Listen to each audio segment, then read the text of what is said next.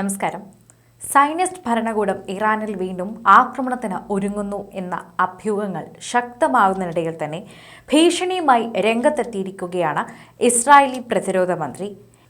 ഇറാനെ ആക്രമിക്കുകയും പരമോന്നത നേതാവ് ആയത്തുള്ള അലി ഖംനെയിയെ വധിക്കുകയും ചെയ്യുമെന്ന ഇസ്രായേലി കാഡ്സിന്റെ ഭീഷണി എത്തിയിട്ടുണ്ട്.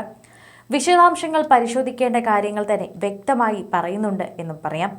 കാരണം ഓരോ തവണയും ഇത്തരത്തിൽ ഭീഷണികൾ മുഴക്കിക്കൊണ്ടിരിക്കുകയാണ് ഇസ്രായേലിൽ ഓരോരുത്തരും. ഖാംനെയെ വധിക്കുമെന്നും ഖംനെയെ ഇല്ലാതാക്കുമെന്നും ഓരോ തലവന്മാരെ ഇല്ലാതാക്കിയതുപോലെ ഇറാന്റെ ഈ ആയത്തുള്ള അലി ഖംനെയെയും ഇല്ലാതാക്കുമെന്നുള്ള കാര്യങ്ങൾ വിലക്കായി തന്നെ അതിപ്പോൾ പല രീതിയിൽ ഭീഷണിയായി തന്നെ മുൻപും വന്നിട്ടുണ്ട്. എന്നാൽ നടന്നിട്ടില്ല. 12 നാൾ യുദ്ധത്തിൽ വിജയിച്ചുവെന്ന് ഇസ്രായേൽ തന്നെ അവകാശപ്പെടുന്നുണ്ട്. ഇങ്ങനെ അവകാശപ്പെടുന്നുണ്ടെങ്കിലും ഒരു കാര്യം എടുത്തു പറയേണ്ടതാണ്. ഇറാനെ വീണ്ടും ആക്രമിക്കാനുള്ള അവസരം അവർ തേടുന്നുണ്ട് എന്നാണ് അന്താരാഷ്ട്ര മാധ്യമങ്ങൾ സൂചിപ്പിക്കുന്നത്. അതിനായി അമേരിക്കയുടെ സമ്മതം തേടുന്നുണ്ടെന്നും റിപ്പോർട്ടുകളുണ്ടായിരുന്നു. അതിനിടയിലാണ് ഇസ്രായേലി പ്രതിരോധ മന്ത്രിയുടെ ഭീഷണി കൂടി ഇപ്പോൾ പുറത്തു വരുന്നതെന്ന് പറയാം.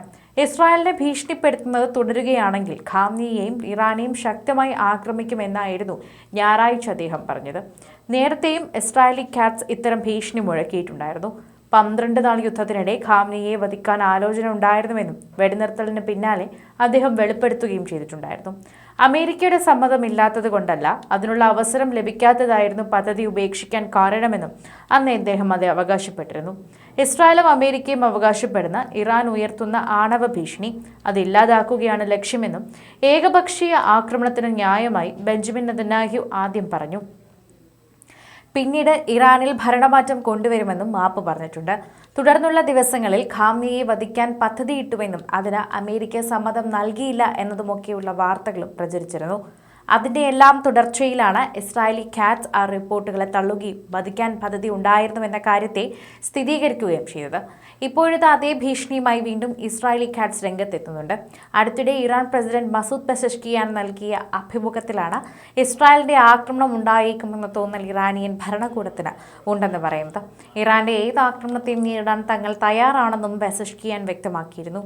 സമാധാന വശ്യങ്ങൾക്ക് വേണ്ടിയുള്ള ഇറാന്റെ ആണവ പദ്ധതികൾ ഉപേക്ഷിക്കാൻ ഒരിക്കലും തയ്യാറാകില്ലെന്ന നിലപാടും അഭിമുഖത്തിൽ അദ്ദേഹം ആവർത്തിച്ചു. ഇസ്രായേൽ വീണ്ടും ഒരു ആക്രമണത്തെ നടത്തുകയും അതുപോലെ തന്നെ തുടർന്നൊരു യുദ്ധത്തിലേക്ക് ഇറാൻ നീങ്ങാൻ സാധ്യതയുണ്ടെന്നും തന്നെ ഇറാൻ ജനത വിശ്വസിക്കുന്നുണ്ടെന്നും വിവിധ റിപ്പോർട്ടുകൾ തന്നെ അടുത്തിടെ പുറത്തു വന്നിട്ടുണ്ടെന്നും കൃത്യമായി തന്നെ നമുക്ക് പറയാനും രേഖകളടക്കം തന്നെ മനസ്സിലാക്കാനും സാധിക്കും.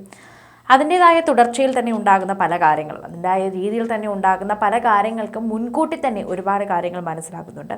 പെസഷ്കിയാൻ്റെയും ഇസ്രായേലി കാഡ്സിൻ്റെയും എല്ലാം ഒരുപാട് പ്രതികരണങ്ങൾ എന്നത് ശ്രദ്ധേയ കാര്യം തന്നെയാണ്. ഇസ്രായേലിൻ്റെ ആക്രമണത്തിൽ തകർന്ന പ്രതിരോധ സംവിധാനങ്ങളെല്ലാം അടുത്തിടെ ഇറാൻ പുനഃസ്ഥാപിക്കുകയും ചെയ്തിട്ടുണ്ടായിരുന്നു. നിലവിൽ ആണവ പദ്ധതി സംബന്ധിച്ച് തന്നെ യൂറോപ്യൻ രാജ്യങ്ങളായ UK, ജർമ്മനി, ഫ്രാൻസ് എന്നിവരുമായി തന്നെ ഇറാൻ ചർച്ച നടത്തി വരികയാണെന്നും പറയാം.